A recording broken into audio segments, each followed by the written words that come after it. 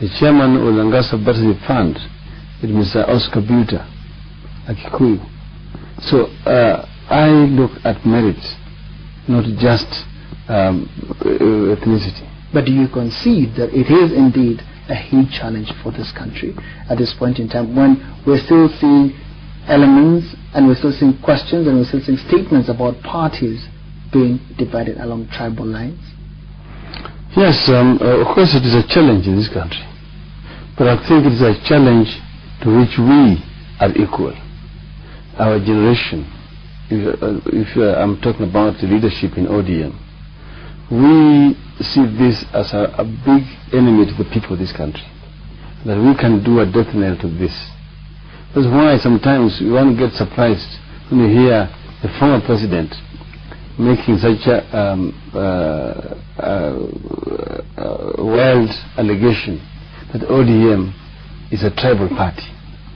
Then you want to ask yourself, which tribe does Musalia Mudavadi, William Ruto, Najib Balala, Joe Nyaga, Omunga Magara, Ntimama, and Raila Odinga represent? Which kind of tribe in Kenya? See, the people who belong to the past look at you basically with a mirror of ethnicity. So you have no regard for the former president's statement that he will indeed support the incumbent? No, I mean, that is his democratic right. He has a perfect right to support him. But he owes this country an explanation as why he has made a change. In 2002, he said he had no time or regard for President Kibaki, who had been, by the way, his vice president for 10 years, and he went for Uhuru Kenyatta, arguing that he wanted to give, to hand over to a younger generation. Now, 5 years later, Kibaki is 5 years older now. He is backing him. He owes this country at least an explanation. Why? Why a change of mind? What is it? Why does he have to explain to us? He's a politician. According to your own script, politicians don't make permanent enemies. I'm saying, according to your own script, politicians can change it. Correct. I'm just saying that if you change, you explain why you have changed. Is that what all of you do? Of course, yes. That's not. At least I do. Speak for yourself. Yes. Yeah, but don't speak for the rest who don't do it. So in respect to your own script, Moi doesn't owe us an explanation. He's being a politician to reform. He is making a charge that ODM is a tribal party. And then I will allow you to defend. And he's also saying that ODM has no manifesto. Okay, but you want to ask him, has Kibaki or NAC Kenya produced a manifesto? ODM at least has come up with a 12-point program, which has been publicized widely and read by the people of this country. In that same vein, others have argued that indeed the election this year has no basis, has no fundamental differences under gender, and it's an election that is actually driven by a date process, that in 5 years Kenyans will then go to the polls as is engraved in the Constitution. Do you share the same sentiment, or do you see clear division among the lines that will inform and guide the elections that Kenyans are looking forward to? There are very fundamental differences in these elections. Louis, you have said that you are going to produce a manifesto at an appropriate time because of fear of plagiarism. As you know, as we have released some of our policies piecemeal, they have been plagiarized by the government party, which is bankrupt of any kind of new ideas. They are saying that if it is working, there's no need to fix it. That this government is working, the economy is now recovering, it's now growing at 6.3%, and therefore let's move on. We are saying that we need to fix it because it's not working good enough the way it should work. We are saying that there are many things that are fundamentally wrong in the way that the country is being run. First, we don't agree that growth per se is what this country needs, because we need to deal with the issue of poverty.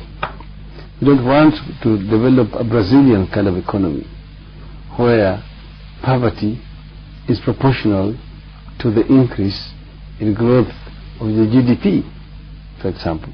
Do you belong to a school of thought in this country who then say that Kenya is led by an elitist club? Yes, definitely. If that is definite, what separates you from this club? What separates you and Honorable Kalonzo Musyoka and the Honorable Musalia Mudavadi? What is the distinct separation of you in ODM? If I may leave out Kalonzo Musyoka for the sake of this argument, but looking at your Pentagon, are you not elitist? Well, what I'm trying to talk about is not just the elite. But are you elitist? It is the system that is being implemented that is elitist. Okay, classify the Pentagon for me. Where would you rank this Pentagon in the scale of life of this country? Are they elite or not? Well, they are elites. But what I'm trying to talk about is an elitist society. In other words, we are talking about the ideology of the government in power.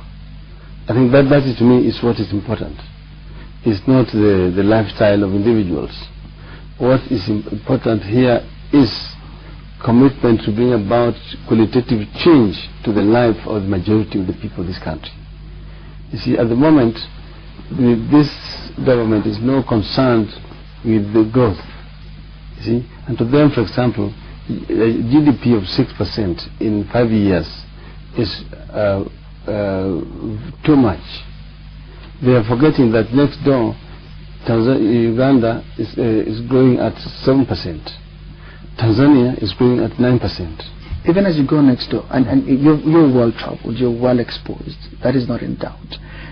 Do we share, or do you envisage a clear definition of differences, as you were beginning to say, when it comes to this election, in the way that you'll give us clarity of Malaysia, of the United States of America, and of South Africa, and other examples, which are right in the way that you're sharing them?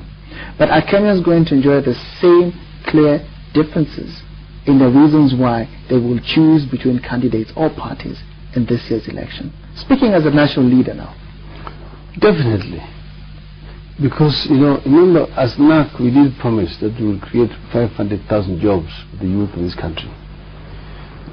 In 5 years, if you ask this government, they say we have created 400,000 jobs. In which sectors? In Juakali. Not really in real growth sectors. Why? Juakali, in our view, is our default sector. Juakali perpetuates poverty. Because most people in Juakali do not feel that they are gainfully employed. Something they are doing for want of something better to do. We are saying that we'll attack certain areas which will create more employment for the youth of this country. For example, we say we'll invest massively in infrastructural development in the country. We will, for example, ensure that manufacturing sector grows much faster to absorb a lot more people. We will use IT much more comprehensively than has been the case so far. We will also see that large-scale agriculture also